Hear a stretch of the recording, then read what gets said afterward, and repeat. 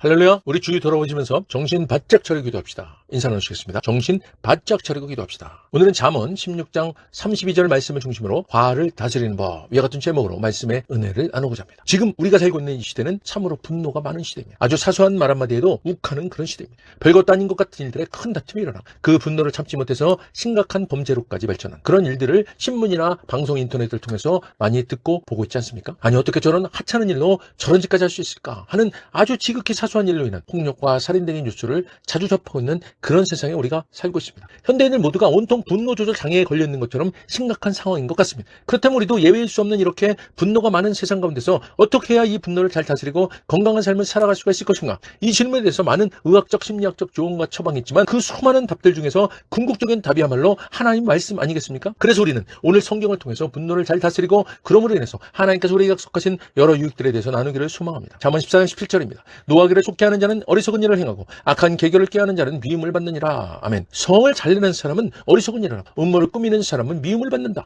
화를 잘 내는 사람은 이를 어리석게 처리한다는 것입니다. 이것은 물론 성질을 내는 횟수가 많은 사람을 말하기도 하지만 여기서 말하는 성을 잘 내는 사람은 화를 조금도 참지 못하고 바로 급하게 화를 내는 것을 말하는 것입니다. 이런 사람들이 일을 지혜롭게 하지 못하고 어리석게 처리한다는 것입니다. 이거 왜 그렇습니까? 사람이 분노하게 되면요, 순간적인 지능과 판단력이 급격하게 떨어지게 되어 있습니다. 미국의 심리학자 데니얼 고먼이 제시한 감성지능 EQ, Emotional Intelligence, 이것과 감정의 하이제킹이라는 개념인데요. 화가 나면 우리 뇌의 생존, 감정센터가 이성센터를 장악해버리는 현상입니다. 화나 스트레스 반응이 오면 뇌의 깊숙한 곳에 있는 편도체가 비상경보를 울립니다. 지금 공격하고 있으니 싸우거나 도망쳐 라면서 몸에 아드레날린과 콜티솔 같은 스트레스 호르몬을 뿜어댑니다. 이 호르몬들은 논리, 분석, 충동 조절을 담당하는 대뇌 전두엽, 특히 전전두엽 피질로 가는 혈류를 급격히 차단합니다. 인체는 당장 살아남는 게 중요하기 때문에 복잡하게 머리를 굴리는 이성 기능을 일시적으로 꺼버리는 것입니다. 쉽게 말해 컴퓨터로 치면 고사양 게임, 이성적 사고를 돌리던 중에 갑자기 바이러스 경고, 분노가 뜨면서 컴퓨터가 과열을 막기 위해 모든 백그라운드 프로그램과 고성능 프로세서를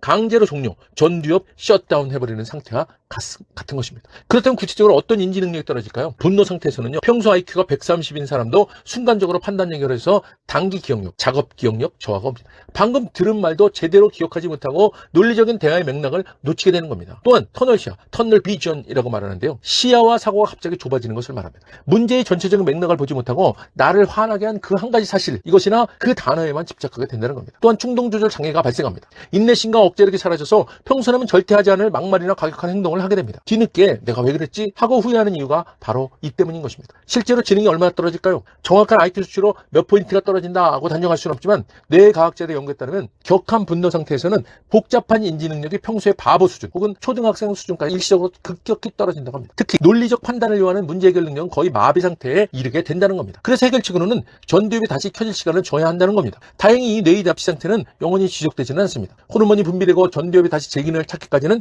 약간의 시간이 필요합니다. 그래서 6초의 법칙이 있습니다. 편도체가 뇌를 장악하고 옥시토신과 아드레날린이 온몸을 퍼지는 데 걸리는 피크 타임은 약 6초입니다. 그러니까 화가 치밀어 오를 때 딱 6초만 속으로 숫자를 세거나 심호흡을 하면 전두엽이 다시 주도권을 잡기 시작합니다. 이 6초의 법칙과 함께 또한 15분의 법칙이 있는데요, 격한 분노 호르몬이 몸속에서 정점을 찍고 분해되는 데는 약 15분이 걸립니다. 그래서 중요한 결정이나 대화는 화가 난 상태에서 즉시 하지 말고 최소 15분 이상 자리를 피하거나 휴식을 취한 뒤에 해야 지능이 정상으로 돌아온 상태에서 현명한 판단을 내릴 수 있다는 겁니다. 화내면 지는 것이다 라는 말은 단순히 도덕적인 격언이 아니라 화내면 지능이 떨어져서 손해를 본다는 아주 과학적인 사실입니다. 저나 여러분도 경험한 적 있지 않습니까? 순간적으로 화가 나서 한 말을 지나고 나서 보면 도저히 자신이 한 말이라고 믿어지지 않을 정도의 차마 얼굴을 낼 수 없을 정도의 그런 창피한 경험이 있으실 겁니다. 이처럼 노하기를 속히 하는 것은 매우 어리석은 일이라고 성경은 말씀합니다. 그렇다면 당연히 그 반대의 경우인 노하기를 더디하는 것이 성경이 말씀하는 분노를 다스리는 답이 되지 않겠습니까? 사랑하는 여러분, 우리가 살아가면서 화나는 일들이 참 많이 있습니다. 이럴 때 성경은 우리가 어떻게 하라는 겁니까? 잠언 14장 29절입니다.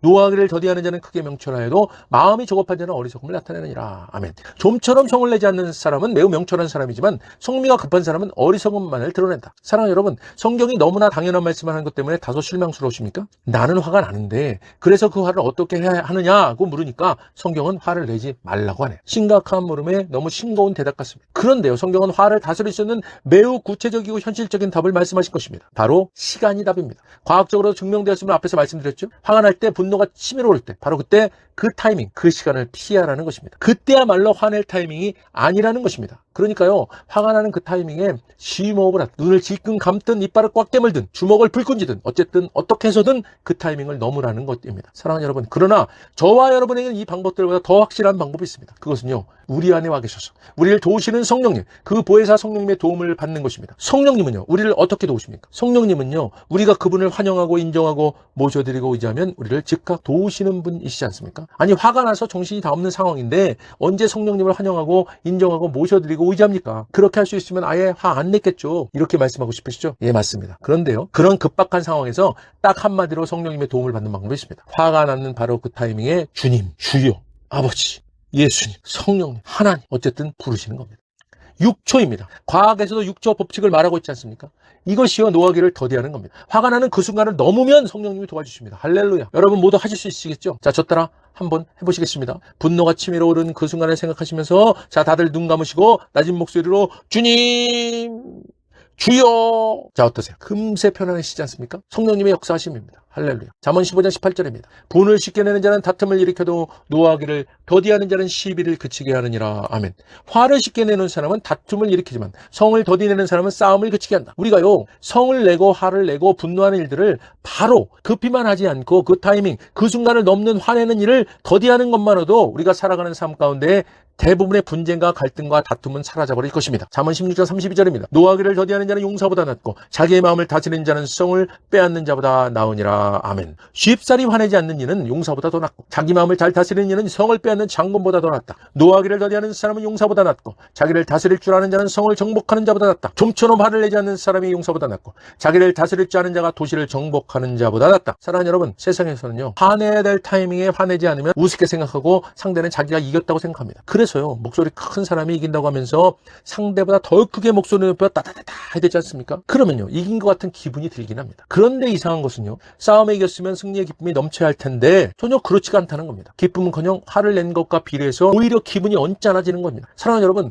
노하기를 더디하는 것이 승리하는 것, 이기는 것이라고 성경은 말씀합니다. 오히려 용사보다도 낫고 전쟁에서 승리하여 도시를 빼앗는 것보다도 더 낫다고 하십니다. 싸우지 않고도 승리하는 것이라고 말씀하시는 것입니다. 노하기를 더디하는 것, 저와 여러분, 우리 모두가 삶에서 승리하며 사는 길인 것입니다. 잠언 19장 11절입니다. 노하기를 더디하는 것이 사람의 슬기요 허물을 용서하는 것이 자기의 영광이니라. 아멘. 분노를 참는 것이 사람의 슬기며 남의 허물을 덮어주는 것이 자기의 영광이다. 사랑하는 여러분, 노하기를 더디하는 것으로 슬기로운 자, 즉 분별력에 뛰어나고 실수나 흐트러짐이 없이 매사에 함부로 행동하거나 만용을 부리지 않고 바른 분별력으로 대처하는 지혜로운 자가 될 수 있다고 성경은 말씀합니다. 노하기를 더디하는 것으로 저와 여러분, 우리 모두는 매사에 분별력 있는 지혜로운 자가 될 수 있는 것입니다. 할렐루야. 잠언 19장 19절입니다. 노하기를 맹렬히 하는 자는 벌을 받을 것이라. 네가 그를 건져주면 다시 그런 일이 생기리라. 아멘.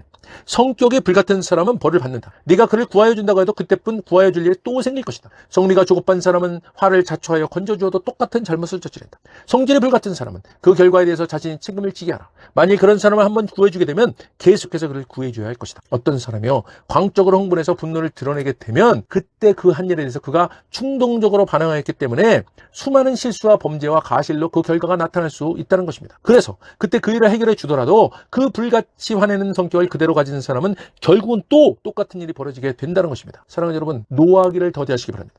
저와 여러분, 우리 모두가 노하기를 더디함으로 하나님께서 성경을 통해 우리에게 약속해 놓으신 지혜와 명철과 슬기와 승리의 삶을 누리시고 나누시고 베푸시고 섬기시기를 주님의 이름으로 간절히 축원드립니다. 할렐루야.